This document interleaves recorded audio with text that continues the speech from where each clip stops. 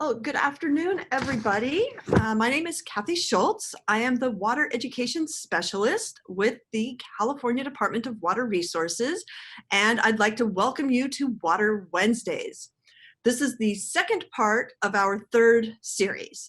Our first two series were in the spring, in April and May, and they were on delta ecology and the water cycle and our summer water sources.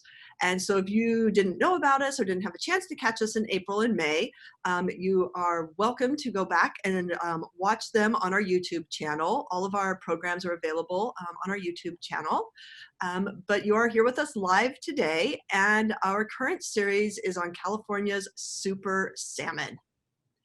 Last week, we heard from Casey Campos about the first stage or the last stage in the salmon life cycle, when the salmon swim upstream to lay their eggs or spawn. And we were looking specifically at adult salmon like this one here, who go up the Feather River and spawn near the Oroville Dam. And Casey shared a little bit with us about the carcass studies that DWR does, which we use to determine the population health of the salmon and estimate how many are returning to the rivers to spawn each year. And that, again, is available on our YouTube channel. This week, we are going to continue with the next stage in the salmon life cycle, and we're going to be hearing from Chris Cook about what the first few months of a salmon's life are like. The mission of the California Department of Water Resources is to sustainably manage the water resources of California in cooperation with other agencies to benefit the state's people and protect, restore, and enhance the natural and human environments. Salmon, just like us, rely on healthy environments.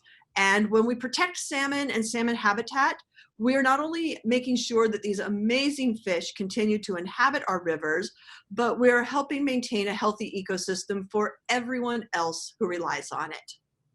So before I turn things over to Chris in just a moment, I want to go through a few logistics. If you are joining us on YouTube, sit back, enjoy the presentation. If you're joining us on Zoom, you will have an opportunity to ask Chris some questions.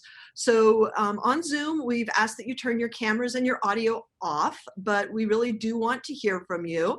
So there is a chat box. If you're new to Zoom, there's a chat box. It looks like a little speech bubble. It's down at the very bottom of your screen, and you can click on that and ask us questions. You can let us know where you're from. We'd love to know where people are joining us from.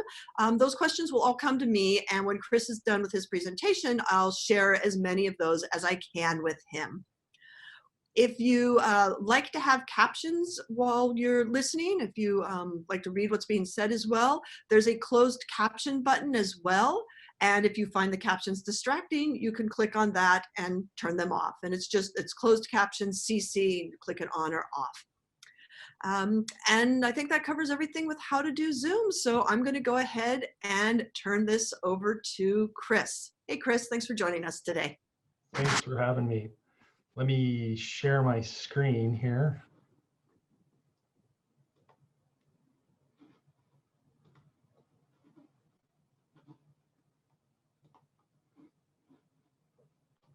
Hang on a minute.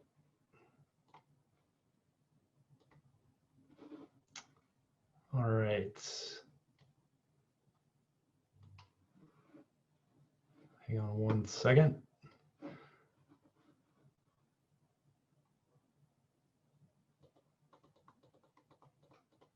Sorry, this is out of order. Okay, so thank you, Kathy, for my introduction.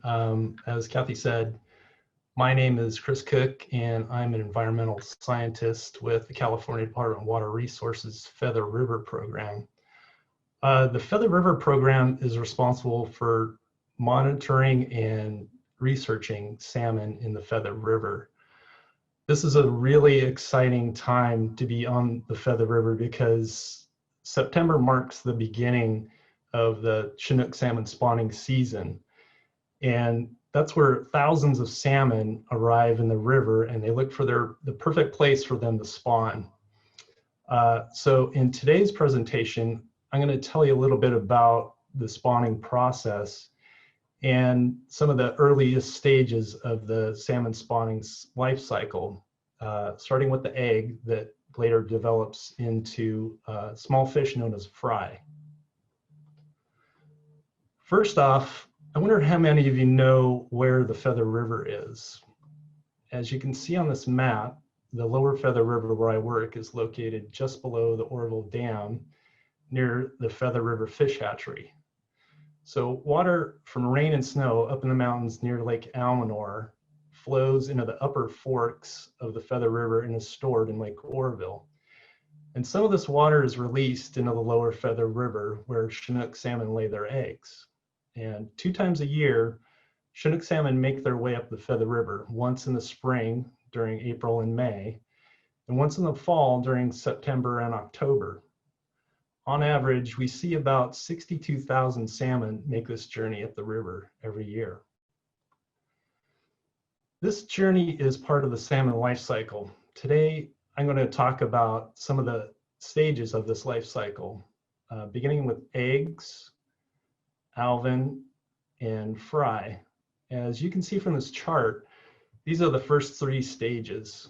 Some of you may have even visited a hatchery and seen some of these stages in action. If you've ever visited a hatchery, you may have noticed that male and female salmon have different appearances.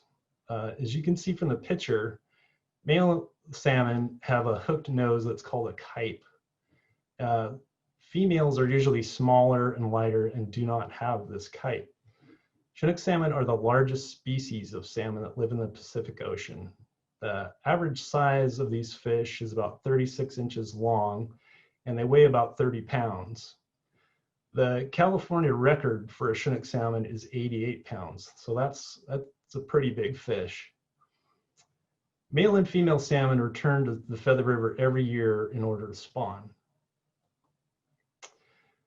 Each male and female salmon returns to the same river or stream where they were born, and this is where they spawn. Spawning is how salmon reproduce. Once salmon make their way upstream, the female will look for areas that have ideal conditions for her eggs to hatch. The speed of the water, the size of the gravel, and temperature all play a part in deciding where she wants to lay her eggs. Then once the female salmon has chosen this location, she'll turn on her side and fan her tail to create a red in which to lay her eggs. Next, the male salmon will swim over the nest and fertilize those eggs. This is a photograph of a red on the Feather River. As you can see, the larger area outlined in yellow is lighter than the rest of the river. This is because the female salmon has cleaned the gravel by fanning her tail when she was making the red. When she fans her tail, she loosens gravel that is carried a few feet downstream to what's called the tail spill. And then this is the area that she'll lay her eggs in, this loose gravel. Once the eggs are fertilized by the male, she'll return to the top of the red and fan her tail some more and cover them up with more gravel. She'll keep repeating this process over the next few days until all her eggs are released and then covered up with gravel. It's very important that salmon have access to the right size gravel. If it's too big, it gets carried, it's too hard to move. And if it's too small, it gets carried too far downstream in order to form the red. The ideal size is between 1/2 inch to 1.5 inches in diameter, about the size of a marble and a golf ball. But females are strong enough to move rocks as big as 6 inches in diameter, or about the size of a cantaloupe. Most of the reds are about 3 feet wide and about 6 feet long, and the female will lay about 5,500 eggs in one red.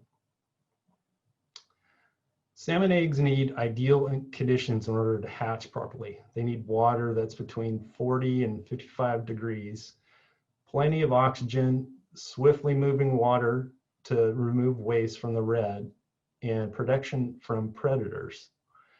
The main predators of salmon eggs and alvin are fish and birds such as steelhead and heron. In this picture, you can see that some of the eggs have dark spots in them. These eggs are in the eyed stage where the eyes are beginning to develop. The small fish you see in this picture are alvin. Salmon eggs are about 1/4 inch in diameter and weigh less than 1/2 gram. It takes about 40 to 60 days for the eggs to hatch into alvins. On the Feather River, we see about 10 to 12% of the eggs don't survive when they're in the red. Many eggs die because they don't get fertilized, or sometimes female salmon will dig another red on top of another red, and that loosens the gravel and the eggs will be released. Those that do survive into alvin. Alvins are very small when they hatch from their eggs and still live within the red. As you can see from the photographs, they have a yolk sac attached to their bodies. This yolk sac will provide them with the nutrition they need for the next 4 to 6 weeks. And once the yolk sac is fully absorbed, they have to leave the red in order to find food. They're very small at this stage, about 1.5 inches long, or about the size of a small paper clip. At this size, they're very vulnerable to predators. So when the yolk sac is fully absorbed, the alvins are said to be buttoned up or zipped. Because they have a dark line on their underside of their bodies, it looks like a zipper. When the alvin are ready to emerge from the gravel, they swim to the water surface and swallow a bubble of air in order to fill their swim bladder, which makes them buoyant and able to swim. If they survive this stage, they turn into fry. Fry are still very small and vulnerable to predators. They move downstream mostly at night and take cover in aquatic plants near the shore. They choose to live in areas where the water is a little slower because this prevents them from getting washed downstream and allows them access to more food sources. They eat tiny water bugs called zooplankton and the larval stages of midges and mayflies and caddisflies. And most of them will leave this area within the next 3 months. Higher water flows and lower water clarity are cues that young salmon recognize as when it's time to start moving downstream. Lower water clarity is helpful for young salmon as they migrate because it's harder for predators to see them. On the Feather River, our fry tend to migrate in early January through March. Early migrators are known as ocean-type juveniles because they migrate quickly after they emerge from the gravel, as opposed to stream-type juveniles who hang out in the river a little longer before they head to the ocean. Ocean-type juveniles will spend a little more time in the ocean where there's more abundant food sources. One of the projects that I'm responsible for is the Chinook Salmon Red Survey. Red surveys are performed on the Feather River to determine the number, location, timing, and physical characteristics of reds. And we use this data to create maps. If you take a look at the picture, you can see 2 people standing in the river mapping the location of a red with a GPS unit. They also record the water velocity, depth, size, and gravel composition of the reds. Can you tell where the reds are in this picture? Those lighter spots are the reds that they're mapping. We perform these surveys every week from September through November. And once we get the data from the field, we create reports that let us know where the salmon are spawning and the timing of the spawning for that season. We use this information to give us an idea of how to construct areas for salmon to spawn in. And what do you think those dark spots are on the right side of the screen? Those are all salmon waiting to build their reds. An adequate gravel bed is very important in salmon spawning. On a river that has no dam, gravel moves downstream every year when there are high flows. And since the Feather River has a dam, the gravel supply gets stopped by the dam and no new gravel gets deposited in the river. So in 2014, the Department of Water Resources completed a gravel restoration project in the Feather River near the Feather River Fish Hatchery. And data from previous year's RED surveys were used to create 2.6 acres of new spawning areas for salmon. This area had not seen any new gravel since the dam was built in 1967. Unfortunately, much of this gravel moved downstream in January of 2017. So the Department of Water Resources realized it was really important to replace this gravel to create more spawning area. And another restoration project was completed in the same area in the summer of 2017. Both of these projects proved to be very successful as more salmon returned to this area to spawn than it had in previous years. So this picture is of an area called Upper Cottonwood and Upper Hatchery. The area above the backhoe is Upper Cottonwood and below the backhoe is Upper Hatchery. These are maps of Upper Cottonwood and Upper Hatchery. The maps were made with GPS data that we collected during RED surveys. The colored dots that you see are individual REDs. If you take a look at the 2013 picture in the upper left, you'll see that only 5 REDs were mapped. You may also notice a gray area at the lower end of the orange outline. This is a very rocky and shallow area where fish couldn't swim. And to solve this problem, we moved large rocks and allowed the water to flow more freely. As you can see in the upper right picture, this restoration was successful because salmon returned to the area.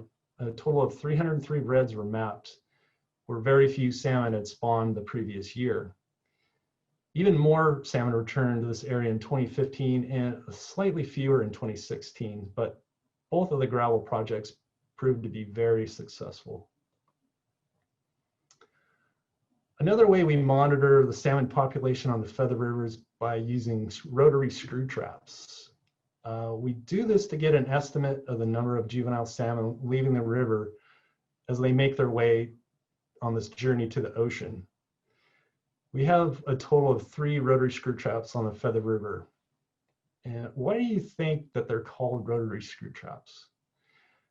They get this name because they act like a giant hollow screw floating in the river. They're made of a few basic parts. The cone is the largest part of the trap. It's open on both ends and it spins as the water from the river flows into the large end. That water is funneled back through the cone into the live box at the back end of the trap, and foam-filled pontoons on each side of the trap make it float. The traps are anchored to trees on the sides of the river by very strong cables. As juvenile salmon and other fishes make their way downriver, some get carried into the cone and then back into the live box. We operate these traps from December to June each year in order to capture salmon fry leaving the river. And every day, a 2-person crew drives their boat to the traps to count the salmon and other fish that end up in the live box.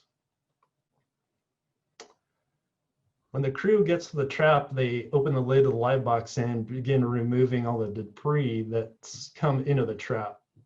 As you can see from this picture, a lot of debris has to be removed before you can get to the fish that are swimming around below. Also, is there anything else that you notice in this picture? That's a small rattlesnake coiled up near the middle of the picture. And sometimes odd things end up in the trap that you weren't expecting.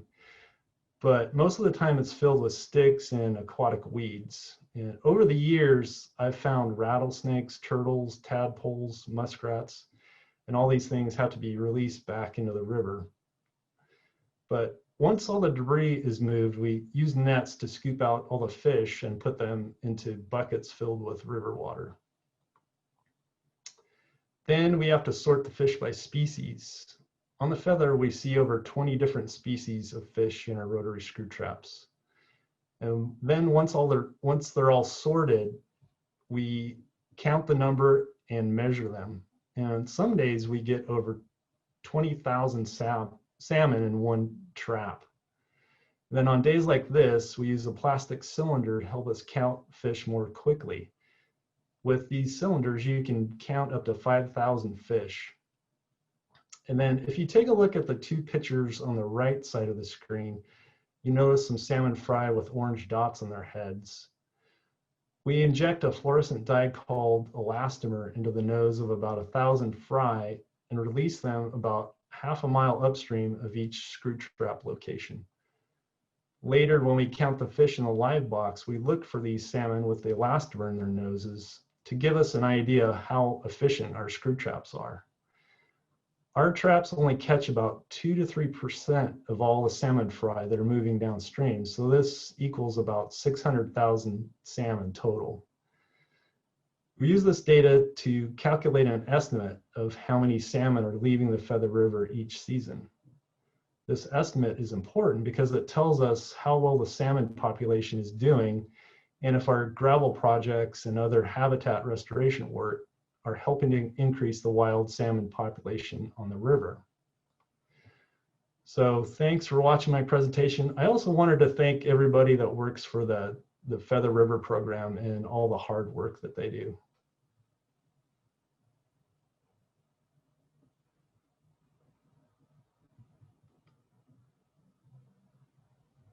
Thank you, Chris. That was really, really interesting.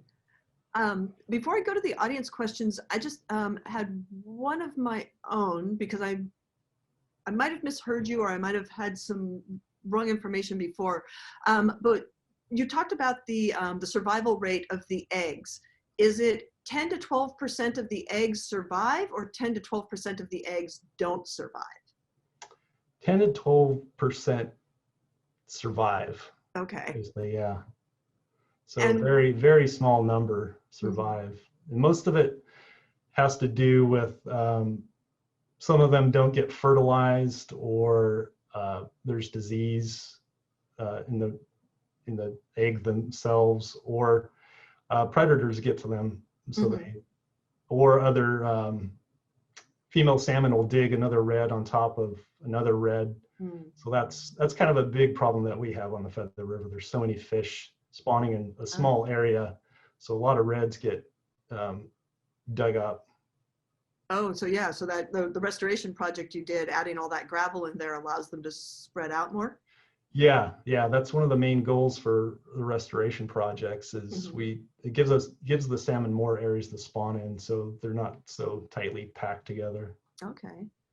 After you did the restoration projects, you obviously saw a lot more reds. I mean, the number of reds significantly increased. Did you start seeing more salmon coming down through the screw traps? Yeah, definitely. Once you have more salmon spawning, you're going to see a lot more juveniles ending up in the screw traps. Yeah, some days we have quite a number, like I said, over 20,000 per trap. It gets it's pretty busy. So with the success of those restoration projects, do you have more? Are there more projects in the works? Yeah, we're hoping to have a lot more gravel restoration projects in the future. A lot of it is tied to the Orville Dam relicensing. That's a process that we're going through right now, but we'll see a lot more gravel projects in the future for sure. Okay. All right. So one of our viewers wants to know if they can catch salmon fry and put them in their fish tank at home. It's not a good idea. Salmon need, there's a really small temperature range that they need to survive in. So they need a lot of pretty particular conditions for them in order to survive properly. Plus, spring salmon are listed as an endangered species, so that we don't want to hurt endangered species. So not a good idea. So go to your pet store and get some guppies. Right. All right. For sure. And I've kept guppies alive, so the guppies cannot be that hard to take care Yeah, of. there you go. Much easier to take care of than salmon. Yeah. And I'll just throw in that, if people are interested in raising salmon, they should talk to their teachers. Parents can talk to their kids' teachers because there's a salmon in the classroom program. Right, yeah. Yeah. We are part of that program in the Feather River. Mhm. So every year we have a person that runs that program and sends eggs out to different classrooms. This year it's a little harder because schools are, Right. with COVID, but I think they're going to try having a location where they're going to put a camera on some eggs, Hmm. and every day they'll have somebody taking care of those eggs, and you can Okay. actually watch them hatch on camera. Hmm. Neat. Yeah, I know that when my son's class did it, it was very hard to keep the salmon alive. Yeah. Yeah. Um, with the with the salmon, let me go back up to one of our questions. What happens if the water is too warm for spawning? Does that ever happen? Not that I've seen. It can happen. The warmer temperatures, there's a very small window of temperatures for the eggs to survive in. Hmm. If it gets too warm, the survival rate drops dramatically. And the same can be said with adults too. If the temperatures get over, say, 68 degrees and higher, the salmon tend to have a harder time in warm temperatures, and they'll eventually die. Okay, so salmon need that cold Yeah, water. it's really important for have cold, clean water. Hmm. One of our viewers wants to know if, and I don't know if you'll know the answer to this or not, but is there any restoration projects planned on Butte Creek? I'm not familiar with anything going on in Butte Mhm. Creek. So there's projects that DWR does, but then there's also a lot of local restoration projects as well, right? Right, yeah. Yeah, probably the California Department of Water Resource or Fish and Wildlife would know more about Butte Creek, Hmm. what's going on with that. Okay. Um, let's see. So when you release so when this fry are caught in the screw traps, you said that you inject the dye into the nose to some of them and then put them back upriver so you can figure out kind of how many what percentage you're actually catching. Do the rest of them just get released downriver to continue on their journey? Yeah, when we empty the traps out, we just release them back into the river.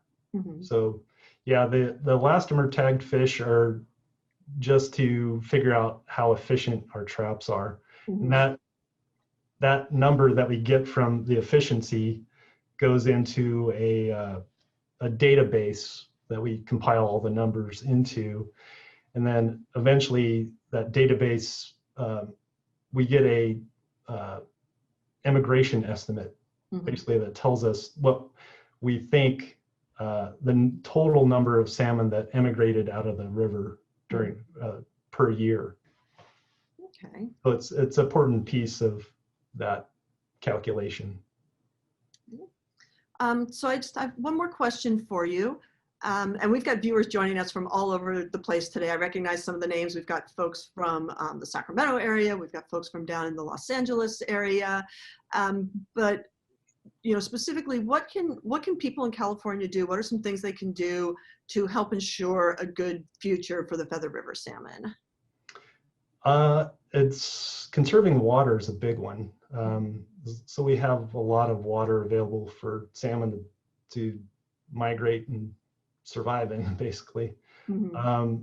Keeping the environment clean is another big one too. Keeping things out of the watersheds, keeping pollutants and trash and that sort of thing out of the watershed is very important for the health of all species that are living in the rivers and streams. Great. So conserving water and keeping our trash out are two things we can definitely do. Yeah, another thing too is like inform people of keeping the area clean, like talk to people about restoration projects, if they can get involved in doing restoration projects and that Oh, sort of thing. That would be fun. So people can, that can be like kind of a citizen science sort of community engagement. Yeah, some smaller streams and rivers have more community access to that sort of thing. Okay, DWR is a little bit different because we're, sure. yeah, more of a controlled environment. But yeah, you can get involved in your local stream or Hmm. a small river, that sort Yeah. of thing. And I think there's some river cleanups going on this year, Coastal Cleanup Day. It's going to be a little bit different because of COVID this year, but there's still definitely opportunities for people to get involved with that. Yeah, we do have a cleanup on the Feather River every year. Usually I think it's in September. Okay, So people can get involved in that and pulling trash out of the river. great. All right, well, thank you very much, Chris, and thank you to everybody who joined us from home today. If you'd like to know more about DWR, our projects, water resources in California, I encourage you to visit our website. It's water.ca.gov. And we have a number of materials on our education page, water.ca.gov/education-materials. And we don't have a lot on salmon. We do have information on water conservation, some great projects that kids and parents can do around their house, and some other things on conservation in California. But to find out more about salmon specifically, you'll want to check out other organizations: California Department of Fish and Wildlife, NOAA Fisheries, Trout Unlimited. But if you are interested in finding these resources, check out our YouTube channel. Go to YouTube and just look up California DWR, because we'll put all of the links into the comments section there, and you can find out more about the resources that are available for salmon. We will be back next Wednesday to continue to follow the salmon on their journey downstream as they travel from the Feather River down through the Central Valley and to the Delta and finally out to the ocean. We hope that you will join us and want to say thank you again for coming today. We'll see you next week.